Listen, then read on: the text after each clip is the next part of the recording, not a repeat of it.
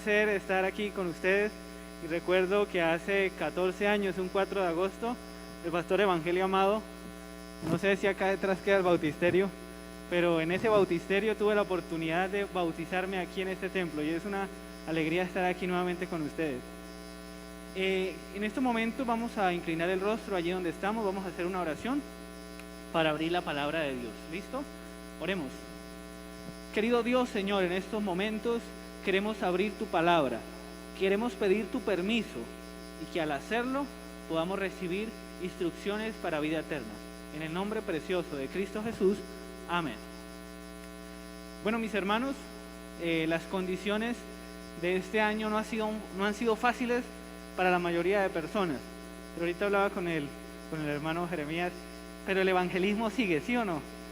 La obra de Dios debe seguir y los hijos de Dios también deben continuar. Yo quiero invitarles para que abran conmigo sus Biblias en el libro de Génesis. Vamos a ir al libro de Génesis y quiero pedirles el favor a los muchachos de sonido que me ayuden. Vamos a ir a la siguiente diapositiva. Muy bien, vamos a ir al libro de Génesis y vamos a leer el capítulo 45.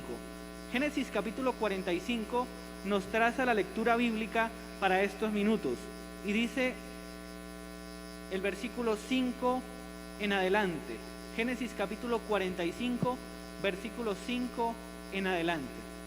Dice de la siguiente manera: ahora pues, no os entristezcáis, ni os pese de haberme vendido acá, porque para preservación de vida me envió Dios delante de vosotros, pues ya ha habido 2 años de hambre en medio de la tierra, y aún quedan 5 años en los cuales ni habrá arada ni siega.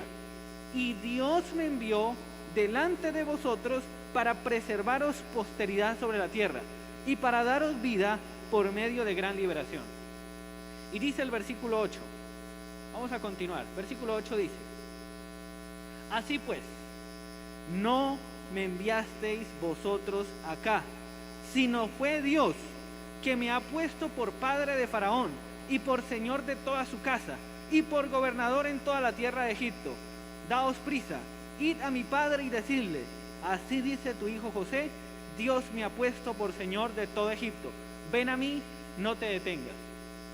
En estos minutos, mis queridos hermanos, yo quisiera compartir con ustedes algunos elementos bíblicos de un personaje que tuvo dificultades como las que tenemos cada uno de nosotros. Vamos a avanzar y vamos a mirar que en la historia, en la siguiente por favor, en la historia encontramos personas que han pasado por muchas situaciones. Por ejemplo, vamos a mirar algunas de ellas. Ustedes conocen a esa señora. ¿Cómo se llamaba esa señora? ¿Alguien recuerda? ¿Alguien recuerda el nombre? ¿Les suena familiar? Tenía una triple discapacidad, la que menciona Shakira en una canción. Uy, ojalá no se lo sepan. Era ciega, sorda y muda. Bueno, realmente era sorda y era ciega. Helen Keller. Se dice, ¿sí? Muy bien. Ok, listo, pastor. De hecho, queremos también saludar a los hermanos que nos están acompañando en la transmisión. Queremos que puedan también buscar en sus Biblias, compartir allí también en el chat. Esta mujer se llamaba Helen Keller.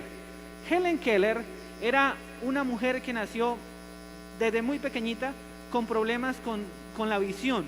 Y no solamente eso, sino que también tenía dificultades para oír y completamente perdió esas 2 facultades. Ahora, la historia dice que eso fue devastante para sus padres. Imagínense ustedes que tuvieran un hijo o una hija que les naciera cieguita. Eso es doloroso, pero aún así se puede salir adelante. Pero también tenía la sordera. Eso era impresionante, porque la historia cuenta que su profesora, ya cuando ella creció, Anna Sullivan, dice la historia que cuando ella creció, ella tenía un espíritu como de no quedarse quieta. Dice, su espíritu era indomable, quería hacer algo, como decir algo. Y fue así como ella, a través de algunas clases, aprendió a escuchar las ondas sonoras, a interpretar la música, y tanto así que llegó a hablar y daba conferencias y escribió libros y hizo un montón de cosas que quizás nosotros decimos: ay, yo no puedo. Es que las condiciones en las que yo vivo no son las más fáciles. Ay, es que no tengo los recursos económicos.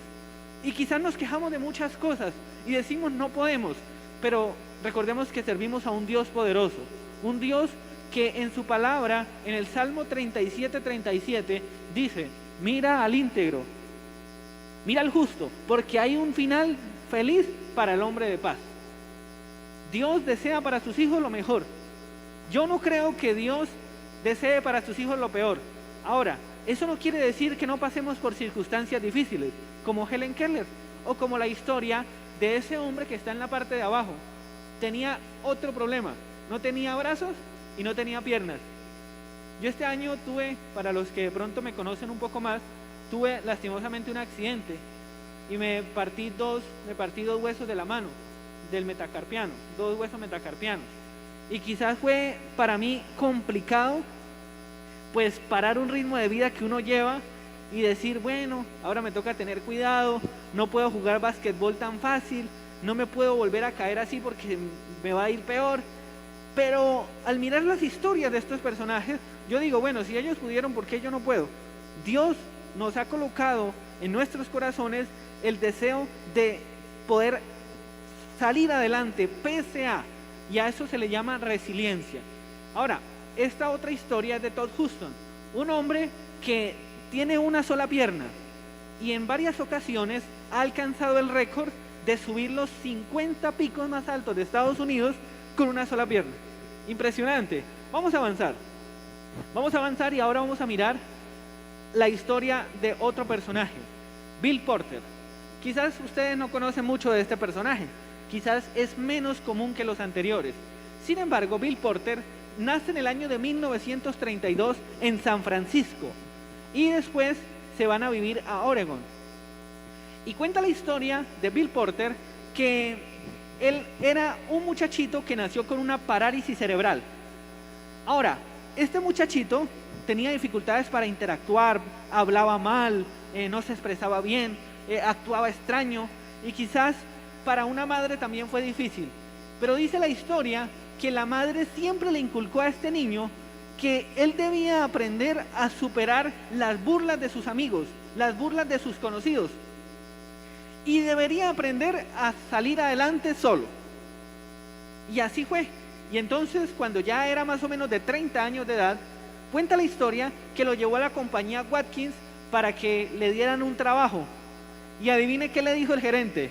Le dijo, no puede ser, porque ellos vendían útiles de aseo, cosas de aseo, y eran de puerta en puerta.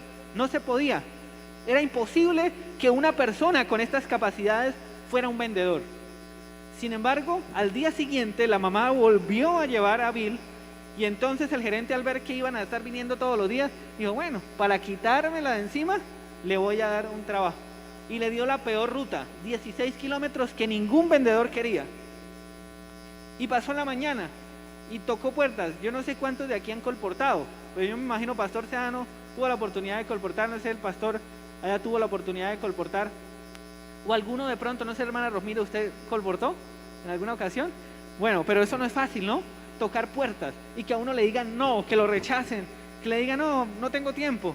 Pero cuando se sentó, dice la historia, esto está en una película, y dice la historia que cuando él se sentó, sacó un sándwich, y en el sándwich, en una parte decía paciencia, y en la otra cara decía persistencia. Era el sándwich que le había hecho la mamá. Y Bill siguió, y se convirtió en el mejor vendedor de la compañía Watkins. 40 años, 1995, su historia sale en el periódico, y en el 2002 se hace la película Door to Door, puerta a puerta. Impresionante. Pero en la Biblia se nos menciona la historia de algunos personajes que pasaron por situaciones de resiliencia. Vamos a mirar algunos de ellos, vamos a avanzar. Bueno, ¿qué es resiliencia? Yo quisiera preguntarle a algún hermano que me diga una definición de resiliencia.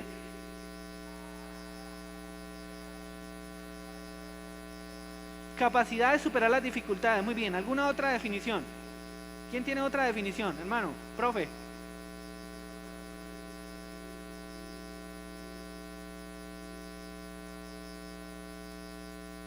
Capacidad de entender el por qué y el para qué. Vamos a mirar algunas definiciones. Vamos a avanzar en la diapositiva, por favor. Listo, sigamos, la siguiente. Siguiente. Dicen algunas estadísticas, hablando de la resiliencia, que es la capacidad del ser humano que le permite superar la adversidad y aprender de ella. Esto dice una revista.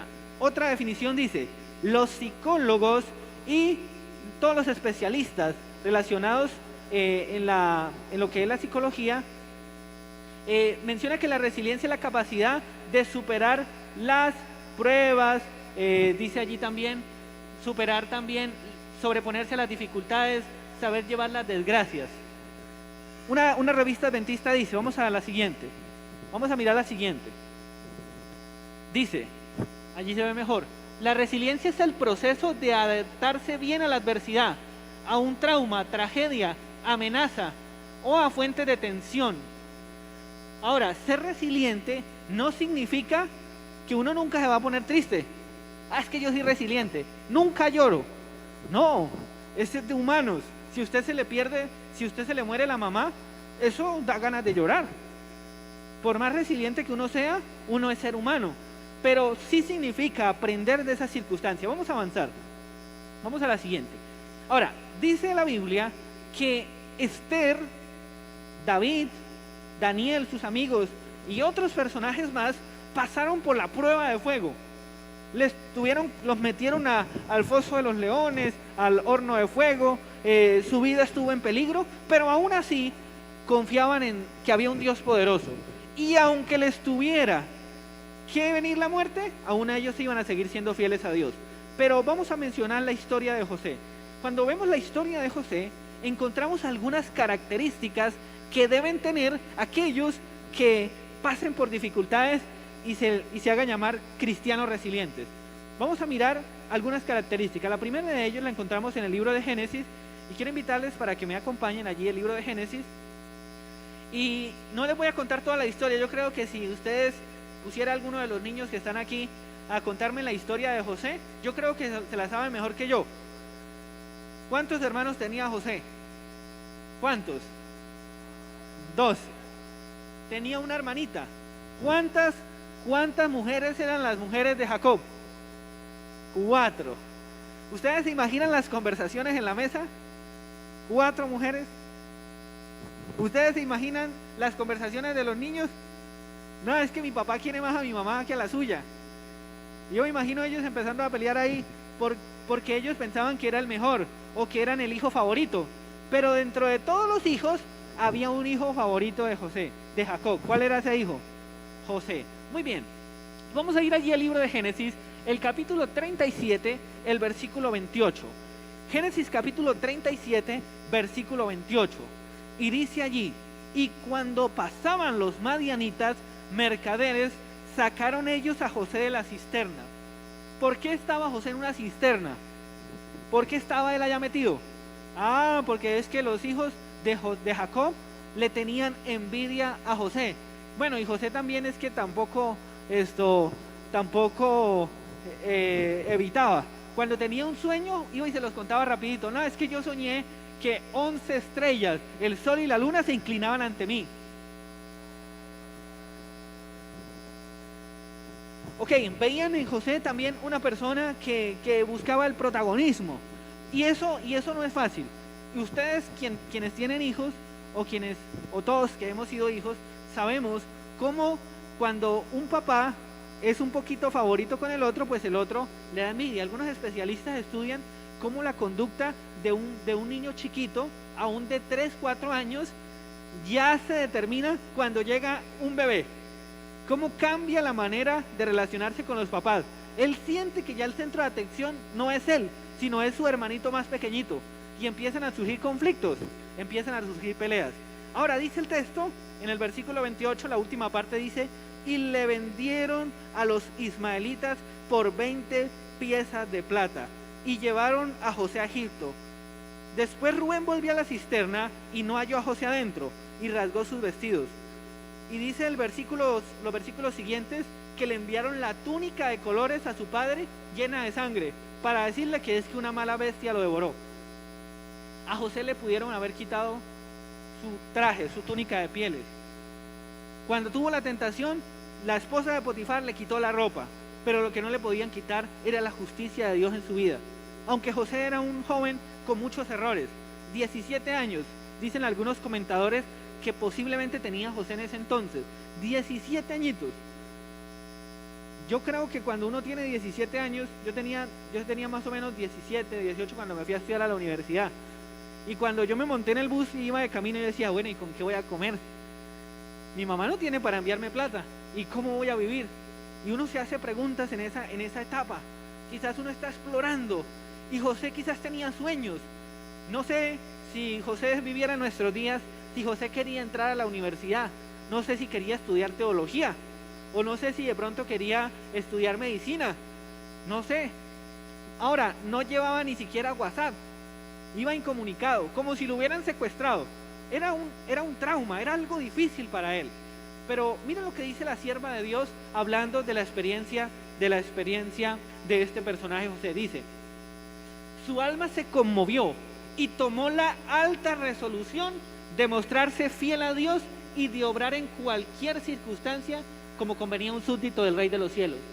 Y mira lo que decidió, dice, serviría al Señor con todo corazón íntegro y afrontaría con toda fortaleza las pruebas que le deparara su suerte, aunque no sabía cómo iba a pasar, no sabía si le iba a ir bien, si le iba a ir mal, pero dice que tomó la decisión de ser fiel a Dios hasta las últimas. Ahora, yo quiero preguntarle quizás a los que están allí a través de la transmisión y a los que están aquí presentes, cuando a nosotros nos va mal, ¿tomamos la decisión de ser fieles a Dios? ¿O necesitamos de estar a cada rato los líderes de la iglesia, el director de Conquistadores, los maestros de escuela sabática encima para uno, entre comillas, estudiar la lección, orar? ¿O será que nosotros tomamos la decisión de ser fieles a Dios porque es que Dios es Dios, porque Él es nuestro Padre? Tomamos la decisión de hacer la obra de Dios porque el pastor está allí pendiente mirando a ver si estamos haciendo estudios bíblicos, o porque es nuestro deber cristiano. Estamos siendo fieles a Dios con nuestros diezmos y nuestras ofrendas, aunque la situación económica esté difícil, o estamos así medio. ¿Cómo vamos a actuar ante las dificultades? Miren lo que sigue diciendo la sierva de Dios. Dice, la experiencia de ese día fue el punto decisivo en la vida de José. Su terrible calamidad le transformó de un niño mimado que era en un hombre reflexivo, sereno, valiente. Eso es lo que a uno lo madura. No es que sino que vengan las pruebas y una persona no es la misma. José no fue el mismo a partir de ese día.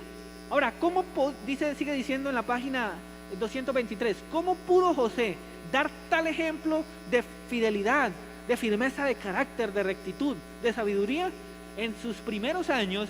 Y esto va muy bien para los que están apenas comenzando. Miren las cualidades de José. Es que no todo viene al azar. No es que cuando un muchacho y una muchacha tienen la tentación ahí de comprometerse sexualmente, ya venció porque es que era muy fuerte en ese momento. O uno se levantó, tuvo una prueba y no, es que yo soy muy fuerte. No, eso tiene un contexto. Sigue diciendo aquí, ¿cómo pudo dar tal ejemplo? Dice, en sus primeros años había seguido el deber antes que su inclinación. Cuando él se levantaba no tenía ganas de orar. Quizás como muchos de nosotros nos levantamos y no es que yo me levante y amanezco con las ganas de ponerme los tenis y orar, hacer mi culto y después ir a hacer ejercicio a las 5 de la mañana. ¿A cuántos amanecen con esas pilas así todos los días? Yo creo que es muy difícil, ¿no? Pero seguía el deber antes que la inclinación. Aunque no le gustaba tender la cama, pues la tendía porque era su deber. Aunque le gustaba comer y dejar los platos en la mesa, los lavaba porque era su deber. Seguía el deber antes que la inclinación. No es que yo siento, es que yo me siento así. No, aprendió, dice la sierva de Dios, a seguir desde su niñez el deber antes que la inclinación. Y no era perfecto. José tenía muchísimos errores. Cuando uno lee el libro Patriarcas y Profetas, se da cuenta un poco más del carácter de todos estos personajes bíblicos. Sin embargo, esas cualidades fueron abonando en convertirlo en el hombre que fue más adelante. Bueno, vamos a mirar algunas características que encontramos allí en la Biblia. Vamos a avanzar. Vamos a ir al libro de Génesis, allí en el capítulo 39. Estas características son sencillas. Vamos a mirar la primera. La primera es consagración. Sí, vamos allí, listo, vamos a parar allí. Vamos a devolvernos. Consagración. Solo allí, consagración. Versículo 1. Llevado pues, dice el 39:1. Génesis capítulo 39, versículo 1. Llevado pues José a Egipto, Potifar, oficial del faraón, capitán de la guardia, varón egipcio, lo compró de los ismaelitas que lo habían llevado allá. O sea, no vino a caer en cualquier lugar, en cualquier hueco, no. Dios permitió que él aprendiera y fuera hasta altas instancias, a ser el mayordomo de la casa del capitán de la guardia. Pero dice el versículo 2, mas Jehová estaba con José. ¿Quién estaba con José? Jehová. ¿No les gustaría que el Señor dijera: Juan David, Marta, Pablo, Julio, Marta, María, Jehová está contigo, yo estoy contigo? Porque él estaba con Jehová, Jehová estaba con él y él también estaba con Jehová. Y fue varón próspero y estaba en la casa de su amo el egipcio. Y dice el versículo 3, y vio su amo que Jehová estaba con él. Cuando nosotros estamos con Jehová, no solamente quizás nosotros nos agradamos de estar en la presencia de nuestro Dios, en oración, en el estudio de su palabra, en compartir con otros el amor de Cristo, sino que también los demás se dan cuenta: oye, este es diferente, a mí me gustaría ser como él. Pero a veces, en vez de mostrar a Jehová, mostramos es todo lo contrario. Hay personas que dicen: uy, no, a mí no me gustaría ser como esa persona, ese cristiano no me gusta, vive enfermo, quejándose de todo, no paga las deudas. ¿Ustedes creen que eso es un buen testimonio? No, pero Jehová estaba con José, y el capitán de la guardia se daba cuenta, observaba eso. Y no solamente que Jehová estaba con José, sino sigue diciendo, vamos a mirar la segunda característica. La primera de ellas es que Jehová estaba con José, era consagrado, había una relación especial entre él y Dios. La segunda la vemos en los versículos siguientes. Vamos a mirar, servicio, dice, y dice el versículo 3, la segunda parte dice, y que todo lo que él hacía, Jehová lo hacía prosperar en su mano. Ahora, era tan exitoso que cualquier cosa que hacía, fuera grande o fuera pequeña, Jehová lo prosperaba.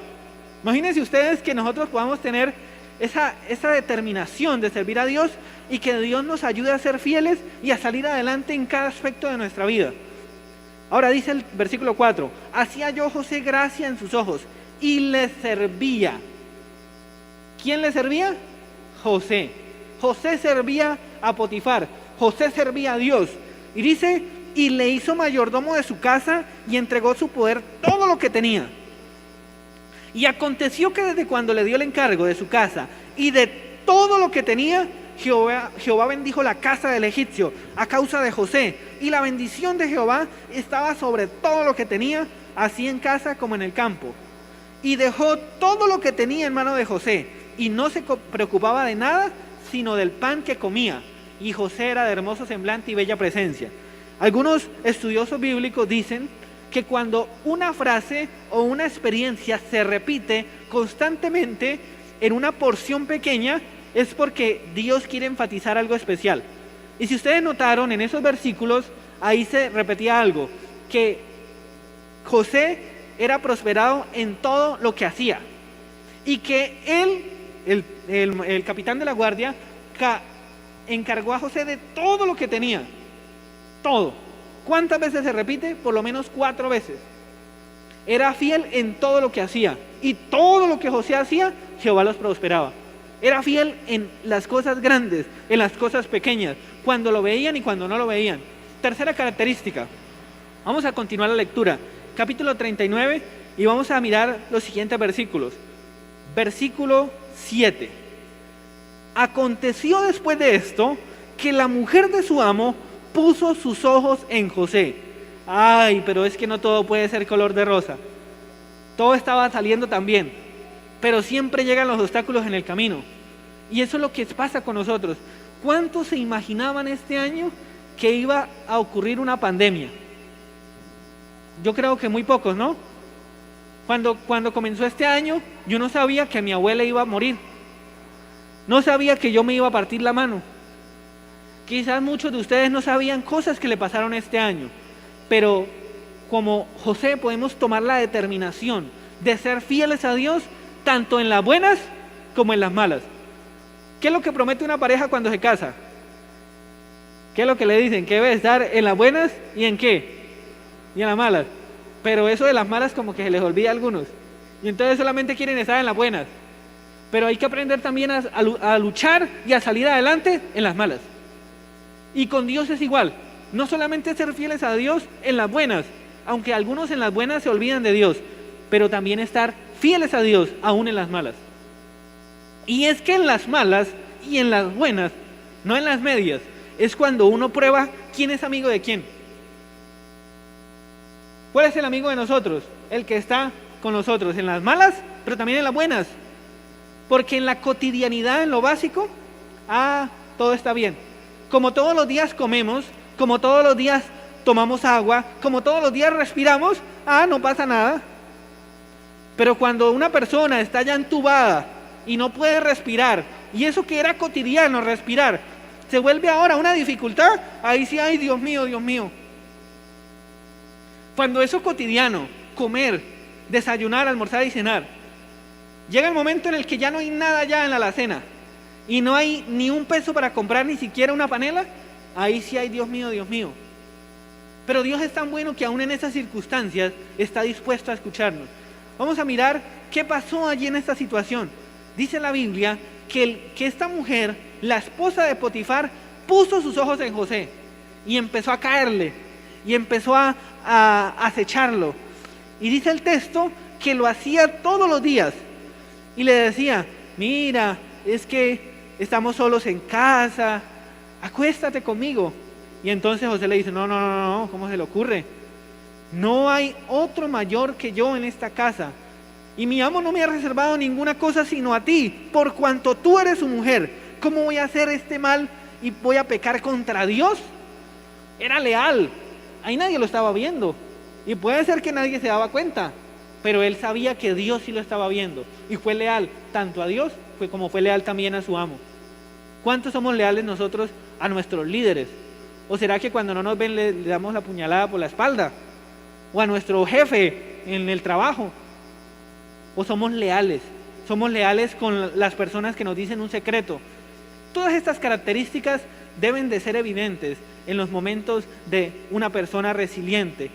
Pero cuando nosotros no somos resilientes, entonces, el cristiano no resiliente, entonces dice: bueno, como me pasó esto, entonces me voy a salir de la iglesia, o ya no voy a diezmar más. Ya, Dios está enojado conmigo, ya no voy a orar, ya no voy a estudiar la Biblia. No, pero una cuarta característica que vemos allí es que él fue no solamente leal para servir a Dios, no fue solamente leal, sino que también, vamos a mirar la cuarta, vamos a colocarla allí, en cuarto lugar. Muy bien, fue íntegro. Cuenta Yokoi Kenji una historia cuando él estaba dando una conferencia. Él es el director del programa Turismo con Propósito, y él contaba una historia que una pareja estaba en un hotel, y en ese hotel estaban ellos allí en la noche y pidieron una pizza para comer, les dio hambre, y entonces le trajeron la pizza, y cuando le trajeron la pizza y la abrieron, vaya sorpresa, no había pizza. ¿Qué había allí? Había un montón de billetes de dólares. Y entonces se preocuparon: esto es mucha plata. No, esto no, nosotros tenemos que devolver esto. Y la mujer dijo: ¿cómo así? ¿Cómo así que devolverlo? Esto es de nosotros. No, hay que devolverlo. Y entonces cuentan que ellos fueron hasta la pizzería y le buscaron al administrador del lugar y le dijeron: mira, amigo, pedimos una pizza, pero no nos llegó una pizza, nos llegó este montón de billetes y esto no nos pertenece, esto es de ustedes. Y entonces le dijo: ¡guay, increíble! Yo no puedo creer que hayan personas tan honradas, no puedo creerlo. Tenemos que llamar ahí al periódico. Yo tengo un amigo que trabaja con los medios de comunicación. Espéreme allí que todo el mundo se tiene que enterar de lo que usted ha hecho en este momento. Yo: no, tranquilo. Ya, invéntese una historia, ya. Yo me voy. No, ¿y a usted no le gustaría salir en televisión? Que todo el mundo se enterara lo que usted ha hecho. Dijo: claro, a mí sí me gustaría, pero mejor invéntese otra historia, porque esta mujer con la que vengo no es mi esposa, no es mi mujer. Era honrado, pero no era íntegro. Podemos ser buenos para algunas cosas, pero ¿somos realmente íntegros cuando nadie nos ve? Cuando estamos allí en lo oculto, cuando nadie, sino solamente Dios nos ve. ¿Cómo está nuestro corazón? ¿Cómo está nuestra conciencia? Número 5, con esta terminamos. Disposición. La historia termina diciendo que José en la cárcel, le tocó ir a la cárcel por ser fiel a Dios. En la cárcel volvió a ser prosperado, pero cuando 2 años después que le interpretó el sueño al copero y al panadero, tuvo la oportunidad de estar delante de Faraón, entonces Faraón le dice en el capítulo 41 del libro de Génesis, allá en el versículo 38, le dice: mira, joven, y le dijo a los siervos: ¿acaso hallaremos a otro hombre como este en quien esté el Espíritu de Dios? Y le dijo el Faraón a José: ya que Dios te ha hecho saber todo esto, en mi reino no hay entendido ni sabio como tú. Tú estarás sobre mi casa, y por tu palabra se gobernará todo mi pueblo. Solamente en el trono seré yo mayor que tú. Oh, mis queridos hermanos, los planes de Dios son mayores que los nuestros. Nada se imaginaba José las vueltas que iba a dar la vida. Ahora era el administrador del reino más grande de la historia en ese tiempo, el imperio egipcio, el siervo de Faraón. No se imaginaba él. Y puede ser que nosotros no tengamos que llegar hasta allá, y que tengamos que ser fieles en nuestra empresa, en el colegio, en la universidad, o incluso dentro de la misma iglesia. Pero Dios desea que nosotros seamos, número 1, consagrados. Número 2, estar dispuestos a servir, ser leales, íntegros y a disponernos a lo que Dios tenga para nosotros. Vamos a terminar allí con una cita de la sierva de Dios, y quiero pedirle allí, está muy pequeñita, pero voy a leer solamente una parte. Dice: el destino no ha tejido sus redes alrededor de ningún ser humano tan firmemente que éste tenga que permanecer impotente y en la incertidumbre. Y dice: las circunstancias adversas deberían crear una firme determinación a vencerlas. Y cuando nosotros hagamos eso, todas esas dificultades, todos esos problemas no van a ser nuestros obstáculos, sino van a ser nuestros ayudadores. Que Dios nos bendiga, que Dios nos ayude para ser resilientes como lo fue José, ser resilientes como lo fue Daniel, como lo fue David. En momentos de dificultad, aunque no eran perfectos, fueron fieles a Dios. Que Dios nos bendiga. Yo quisiera preguntarle a los que están allí en la transmisión, si quisieras decirle: Señor, quiero serte fiel, y coloquen allí en el chat: Señor, quiero serte fiel. Yo quiero preguntar si hay algún hermano que esta tarde, colocándose en pie, quisiera decirle: Señor, yo quiero serte fiel, yo quiero servirte, yo quiero hacer las cosas para ti, yo quiero ser consagrado. Perdóname porque no lo he sido. Señor, perdóname porque en los momentos difíciles yo te he fallado. Ayúdame a ser servicial, aunque no tenga plata. Ayúdame, Señor, a portarme bien con mi mujer, con mi esposo, aunque sea un sinvergüenza. A hacer lo mejor por mis hijos, aunque ellos no lo valoren, porque soy un cristiano resiliente. Vamos a orar. Querido Dios, en estos momentos queremos darte gracias, porque en tu palabra encontramos los mejores ejemplos en cómo podemos vivir una vida especial y victoriosa. Padre, tu palabra en el Salmo 138, en el versículo 8 dice: Jehová cumplirá su propósito en mí. Puedas tú cumplir tu propósito, Señor, en tus hijos, y que nosotros dejemos de ser, Señor, cristianos a medias, cristianos de a poquito, y que podamos enteramente entregarte nuestro corazón, nuestros pensamientos y nuestra decisión. Oh Señor, no somos perfectos y tenemos muchos errores, pero no nos excusamos en ellos, sino te pedimos que nos perfecciones, que nos ayudes, Señor, a llegar a la meta, y que podamos colocar los ojos fijos en Jesús, quien es el autor y el perfeccionador de nuestra fe. En el nombre de Jesús, amén.